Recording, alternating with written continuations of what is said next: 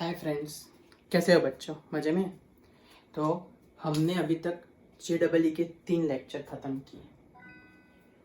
अब हम चालू कर रहे हैं JEE का 4th lecture, concept related to polarity of bond. लेकिन आज के लेक्चर के लिए आपको कंपलसरी मेरा प्रीवियस लेक्चर आना चाहिए, क्योंकि पोलैरिटी ऑफ बॉन्ड के लिए shape of a molecule, structure of a molecule, hybridization की हिंट होगी तो आप लोग कुछ भी सोचे समझे बिना इमीडिएटली आंसर दे पाओगे। तो आज के लेक्चर का इम्पोर्टेंट क्या है? आज के लेक्चर के लिए आपको प्रीवियस लेक्चर आना ही चाहिए, वरना आप कुछ नहीं कर पाओगे। ओके, तो प्रीवियस लेक्चर जिसे ना देखा हो तो फटाफट जाओ, लेक्चर ऑब्जर्व करो, चैनल सब्सक्राइब करो और लाइक भी कर दो, तो आज का लेक्चर आपको परफेक्ट समझ में आएगा। तो आज के लेक्चर का हमारा टॉपिक है polarity of a bond and how to calculate अ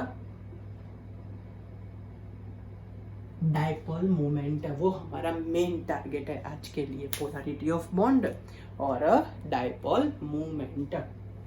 तो ये तो आपने 11th में पढ़ा था, याद आ रहा है? कुछ चैप्टर 4 केमिकल बॉन्डिंग में था, कुछ पोलर, याद है? कुछ partial positive charge, partial negative charge बोलते थे, याद है ना?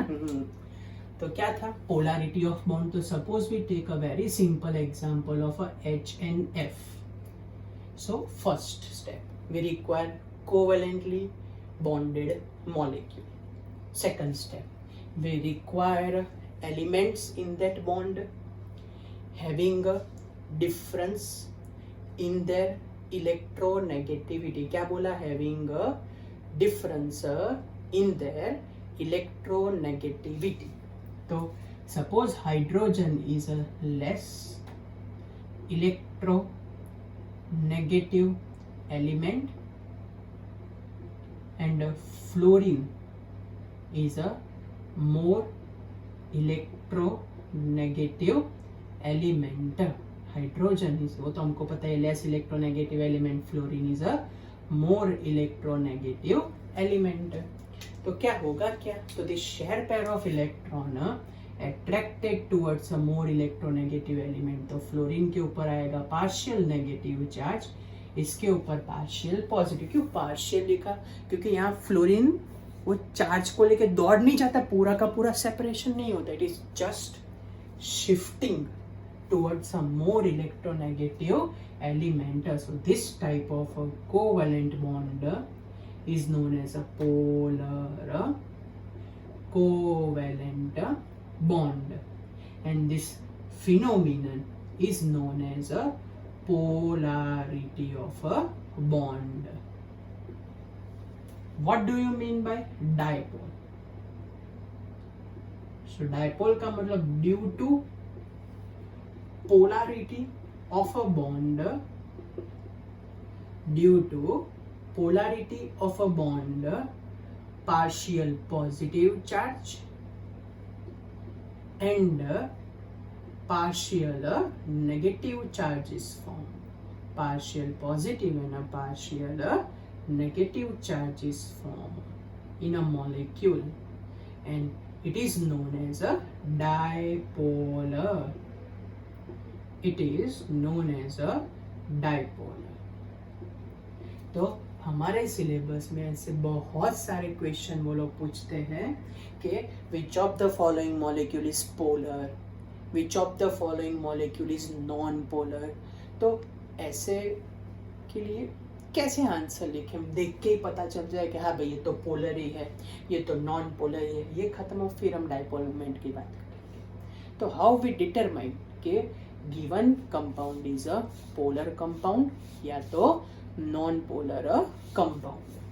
तो उससे पहले आपको ये समझा देता हूँ कि उसके लिए, डायपोल के लिए सिंबल अगर लिखना हो तो आपको समझना पड़ेगा डायपोलर मोमेंट। क्या होता है dipolar moment? So it is a product of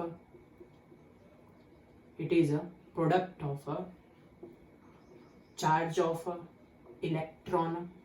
It is a product of a charge of electron and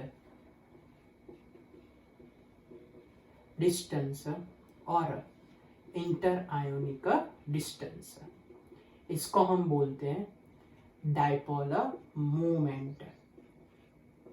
और ये पोलैरिटी ऑफ बॉन्ड का सिंबल होता है इस तरीके से, फ्रॉम अ मोर, या तो ऐसा लिख सकते हैं कि arrow towards more electronegative element, arrow towards more electronegative element. बराबर, ये तो हमने सब बात कर दी डाइपोल की, डाइपोल मोमेंट की, पोलैरिटी ऑफ बॉन्ड के लिए सिंबल क्या होता है वो मैंने बता दिया। अब वेरी इंपॉर्टेंट ट्रिक, बड़ी इंपॉर्टेंट चीज देख के ही पता चल जाएगा कि वो पोलर है कि नॉन पोलर कैसे। तो लास्ट लेक्चर के कॉम्पिटिटिव में आपको एक चीज सिखाई थी, याद है क्या? Regular structures.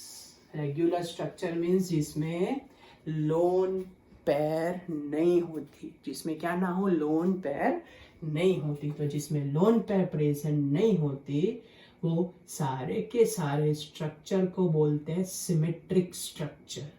So for all that symmetric structure where no lone pair, most of the case में डायपोल मूवमेंट या तो पोलैरिटी ऑफ बॉन्ड नहीं होती, तो सबके सबको बोला जाता है कौन से टाइप के मॉलिक्यूलर? Non polar. तो सारे सिमेट्रिक वाले को बोला जाता है कौन से टाइप के मॉलिक्यूलर? Non polar molecular. क्या बोला जाता है उन सबको? Non polar molecular. तो मैं पहले आपको जनरल लिस्ट लिख देता हूँ, ये लिस्ट फिट कर दो, वैसे कहीं पे भी दिखाए तो फिक्स देख सोचे समझे बिना लिख ही देने का नॉन पोलर। फिर एक दो एग्जांपल लेते हैं, बराबर। चलो पहला AB2, याद आया सब कुछ? फिर AB3, फिर AB4, फिर AB5, उसके बाद AB6। तो ये AB2 में CO2 का एग्जाम्पल है, CH2 का एग्जाम्पल है, BCl2 का एग्जाम्पल है, BH2 का एग्जाम्पल है हमारे पास। इसके अंदर हमारे पास एग्जाम्पल है HgCl2 का भी एग्जाम्पल है, HCF2 का भी एग्जाम्पल है।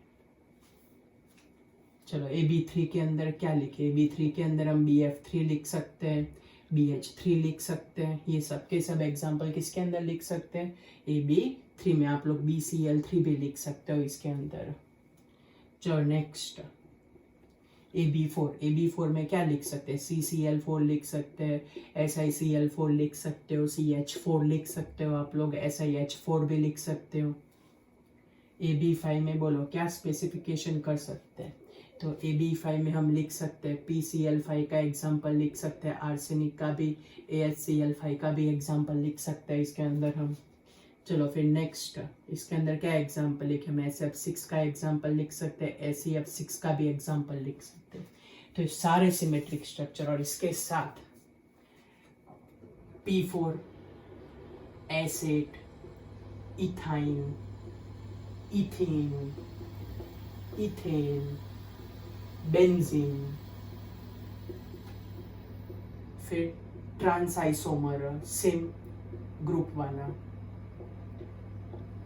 फिर पैरा आइसोमर सेम ग्रुप वाले, ये सबके सब ऑलवेज होते हैं example of a non polar. क्यों? चलो एक दो एग्जाम्पल लेके आपको सिखाता हूँ। सो सबसे पहला एग्जाम्पल CO2 का। We know that CO2 AB2 structure having a linear type of a structure. चलो आगे सिखाया था वैसे कार्बन और ऑक्सीजन में कौन ज्यादा इलेक्ट्रोनेगेटिव है? बोलो तो कौन ज्यादा electronegative?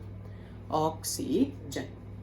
So this electron pair is attracted towards what?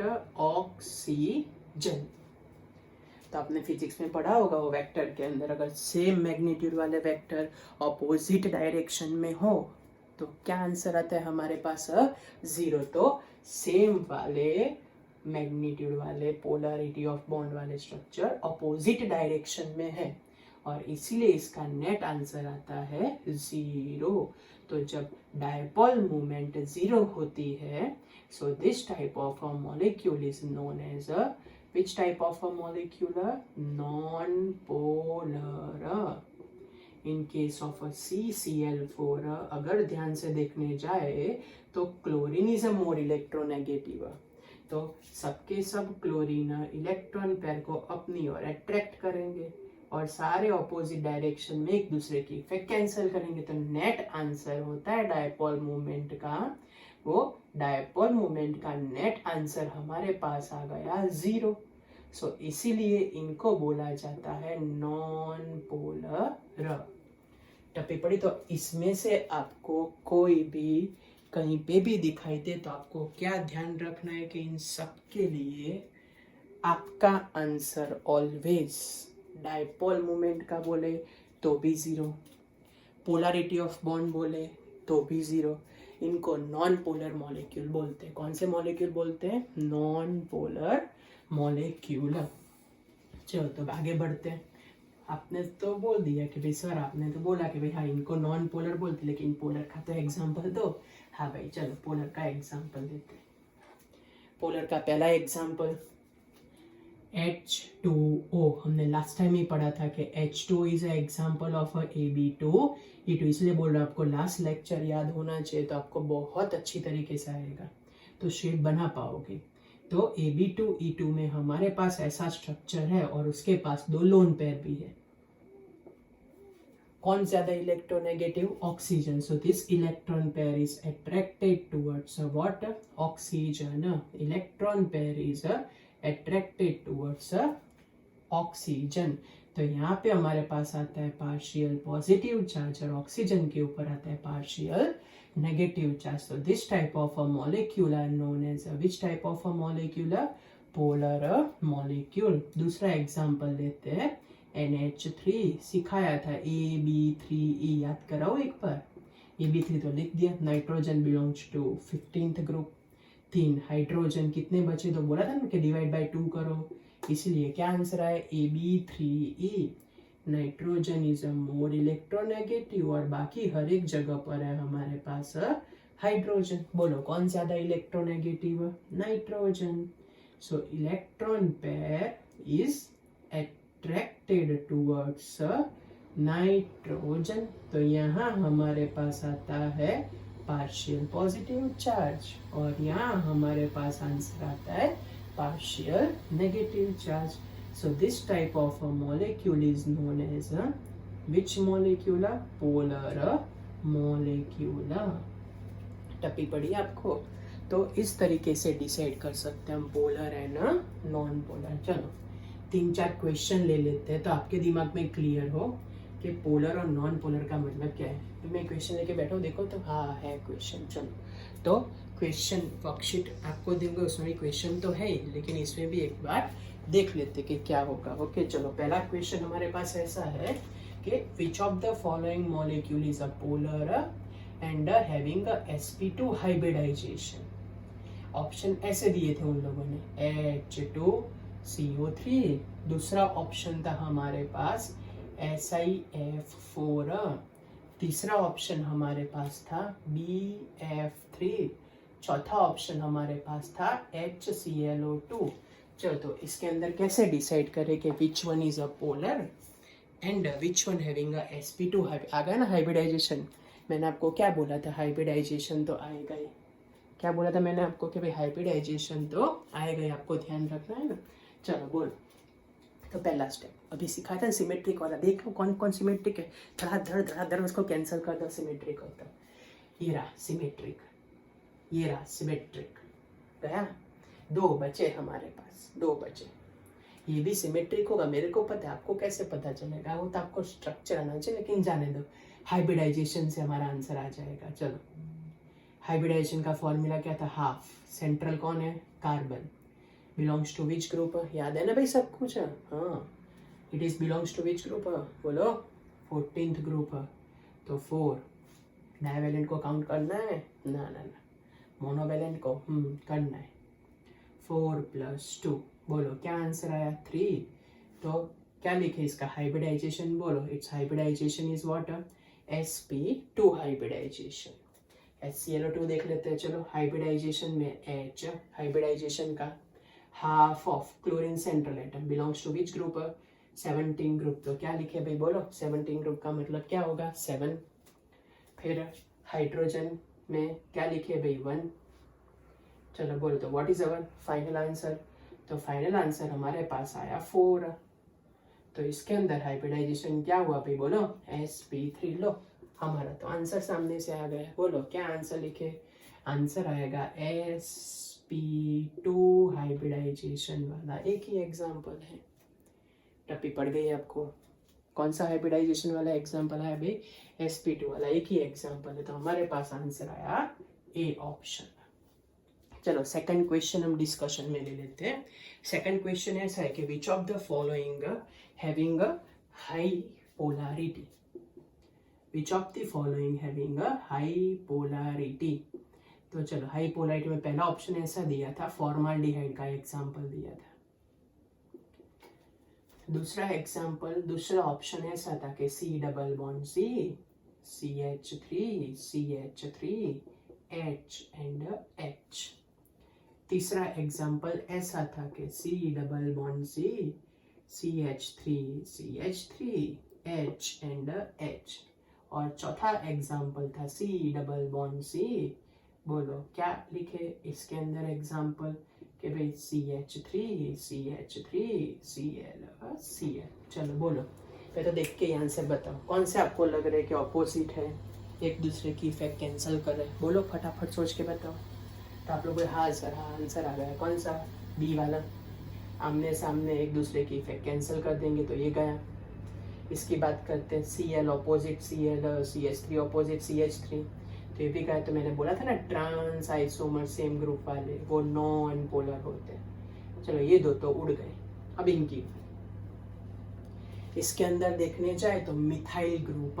Organic chemist में एक वर्ड आता है EDG, means electron donating group.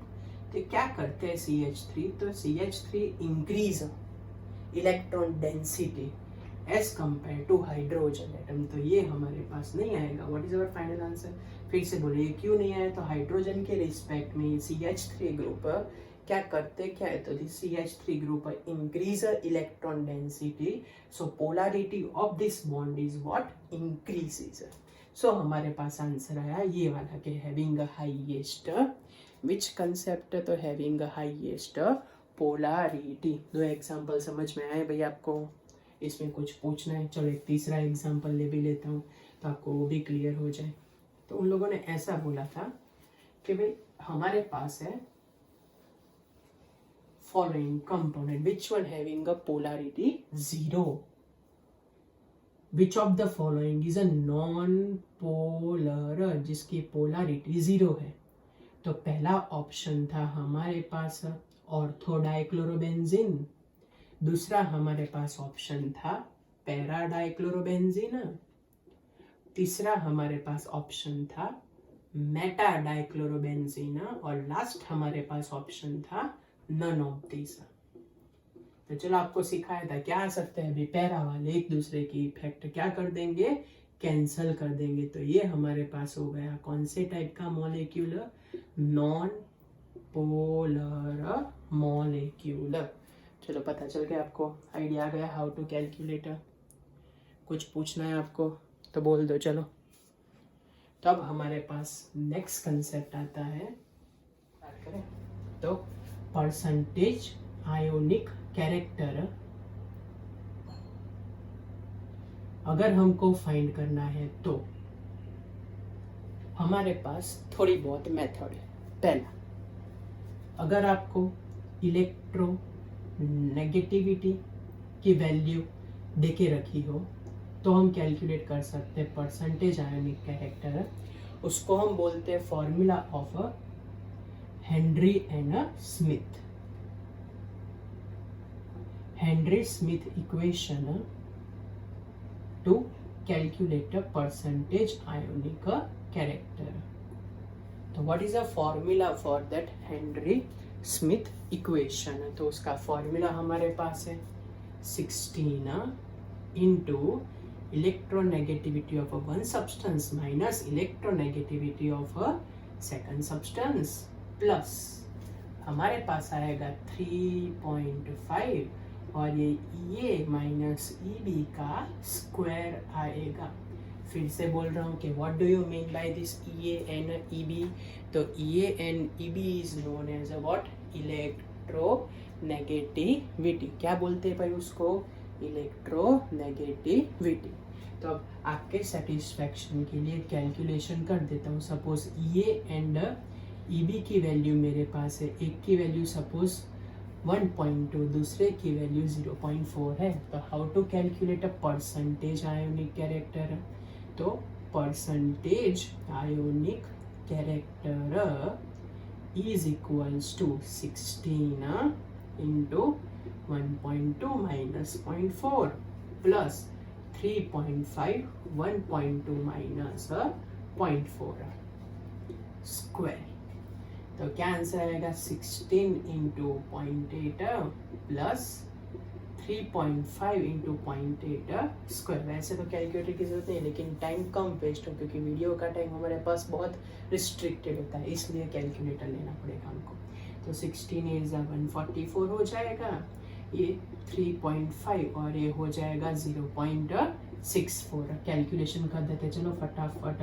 अब आपने बोला है तो नहीं यूज कर रहे, बस 19 और ये हो जाएगा 02 और ये 32। तो 0 4 2 1 एंड 2 और हमको 3 मिनट काटने, तो 14.4 प्लस 2.24। तो हमारे पास क्या आंसर है 4 6 6 एंड 1 अप्रोक्सीमेट 17%। तो अगर आपको इलेक्ट्रोनेगेटिविटी देके रखी हो तो हेनरी और स्मिथ के इक्वेशन से आप लोग कैलकुलेट कर सकते हो। दूसरा भी एक स्केल है, उसको हम बोलते हैं पॉलिंग स्केल, लेकिन ये बहुत रेयर यूज होता है, नसीब खराब हो तो ये आ सकता है। तो पॉलिंग स्केल में कैसे कैलकुलेट करें। तो पॉलिंग स्केल हमारे पास होता है 1 minus E raise to minus 1/4 E A minus E B. ये हमारे पास फॉर्मूला है calculation of a percentage ionic character by using a Pauling scale.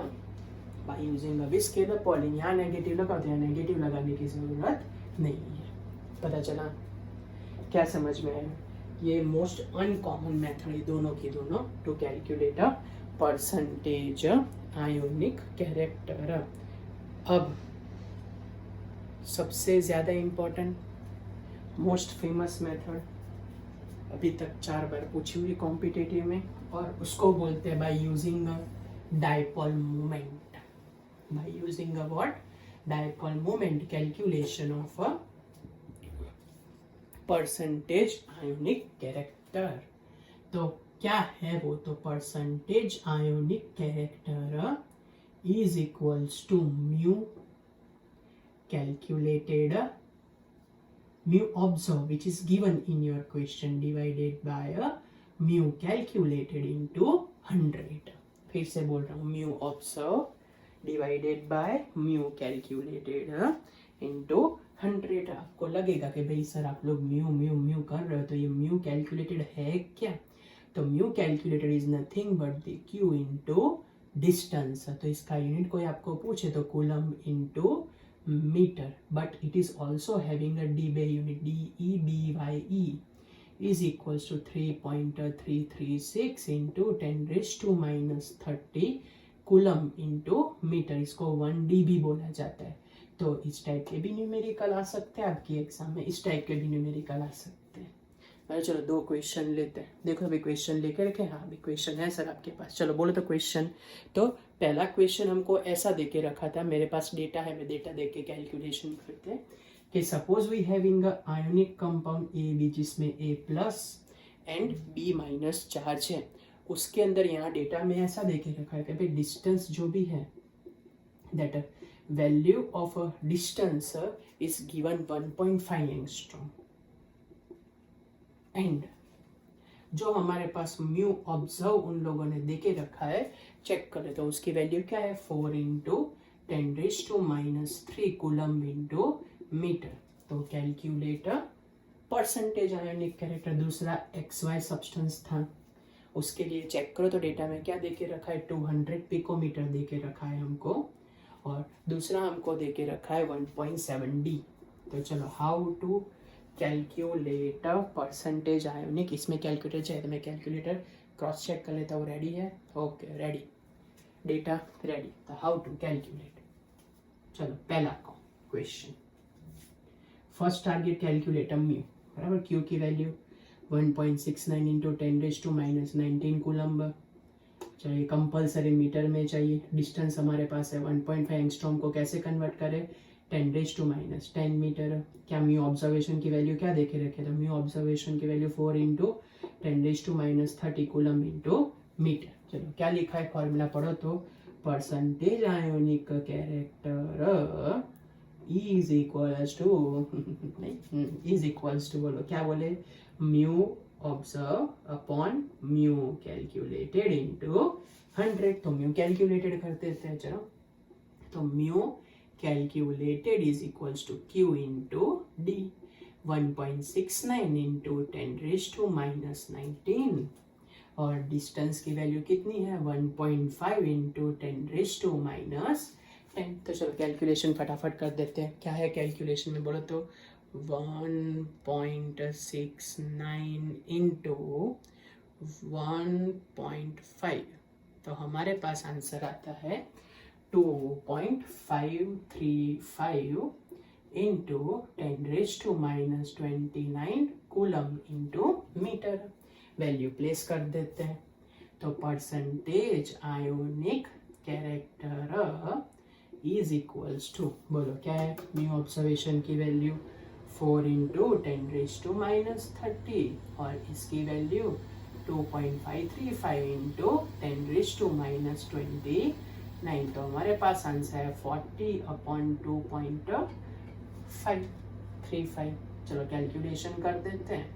वैसे तो आपको कैलकुलेटर यूज़ नहीं करना, लेकिन मैंने बोला टाइम हमारा थोड़ा कम वेस्ट हो, इसलिए मैं कैलकुलेटर पे जा रहा हूँ। 40 डिवाइडेड बाय 2.535, 2.535, तो हमारे पास आ गया आंसर 15.77%। तो ये आंसर आया परसेंटेज आयोनिक कैरेक्टर का। पता चला फिर से, mu observe value upon mu calculated value into 100। Calculated कैसे आएगा, क्यू इंटू डी से, तो 1.69 इंटू 10⁻⁻19, 1.5 इंटू 10⁻⁻10, कैलकुलेशन किया, आंसर आ गया। क्यों कैलकुलेटर यूज़ किया हमने, क्योंकि मेरे पास टाइम कम होता है इसलिए। ओके, आप लोग नहीं यूज़ करना। चलो नेक्स्ट में हमारे पास ऐसा है कि चार्ज तो वही फिक्स ही रहेगा। चार्ज की वैल्यू कितनी है, 1.69 इंटू 10⁻⁻19 कूलम्ब। फिर ये डिस्टेंस हमारे पास है 200 इंटू 10⁻12 मीटर, तो उसका मतलब हम लिख सकते हैं 2 इंटू 10⁻10 मीटर है, बराबर। तो अब कैलकुलेशन करते हैं।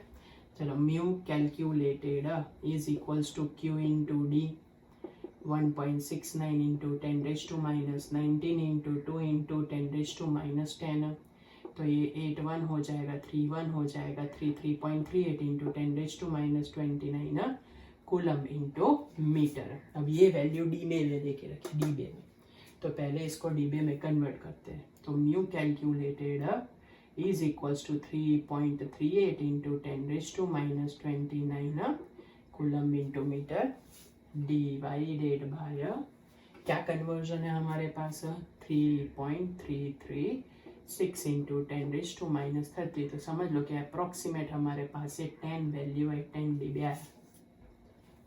क्या है अप्रोक्सीमेटर, 10 डीबी। चलो कैलकुलेशन कर देते हैं।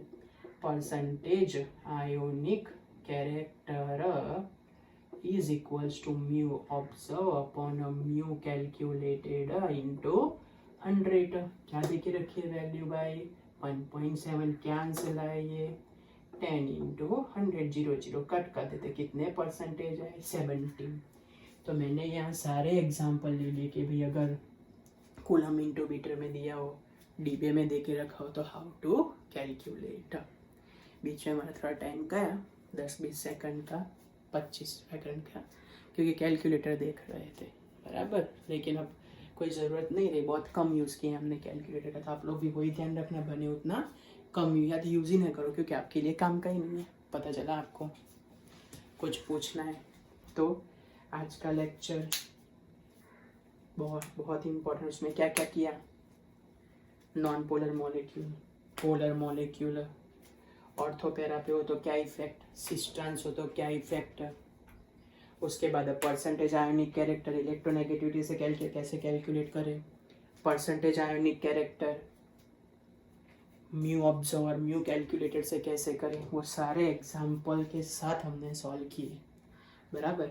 अब अगर आपको कोई भी डाउट हो तो मेरे को व्हाट्सअप कर देना, मैं आपको आज वर्कशीट भी भेज रहा हूँ, वो आज के आज सॉल्व कर देना, कल नहीं होनी चाहिए, वरना आप लोग भूल जाओगे। ओके, और बने उतना रिवाइज करते रहना, बराबर। और बने उतना फॉरवर्ड करना अपने फ्रेंड्स को, तो लॉकडाउन में उनकी स्टडी ना स्पॉइल हो, और वर्कशीट भी उनको भेज देना।